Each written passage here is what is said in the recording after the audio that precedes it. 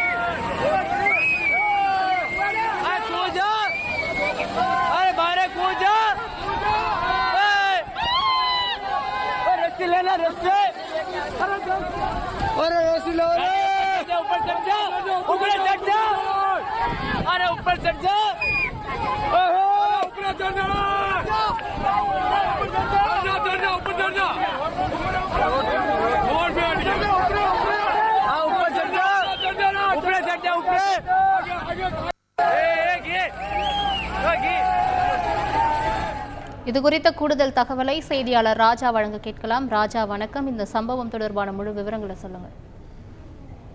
வணக்கம். ராஜஸ்தான் மாநிலம் பிவார் மாவட்டத்தில் நிம்போல் கிராமத்தில் அதிர்ச்சிகரமான ஒரு சம்பவம் நடந்தது. நிம்போல் அருகே அமைந்துள்ள சிமெண்ட் தொழிற்சாலையிலிருந்து லாரிகள் இந்த ஆற்றின் ஓட்டம் வழியாக தான் ஜெயதரன் நோக்கி செல்ல கொண்டிருக்கின்றன. திடீரென்று அந்த பகுதியில் ஆற்றின் ஓட்டம் அதிக அளவில் இருந்து கனமழை காரணமாக அதிக அளவில் இருந்ததால் லாரி ஒன்று ஆற்றில் அடித்து செல்லும் காட்சிகள் தான் வெளியாகி இருக்கிறது.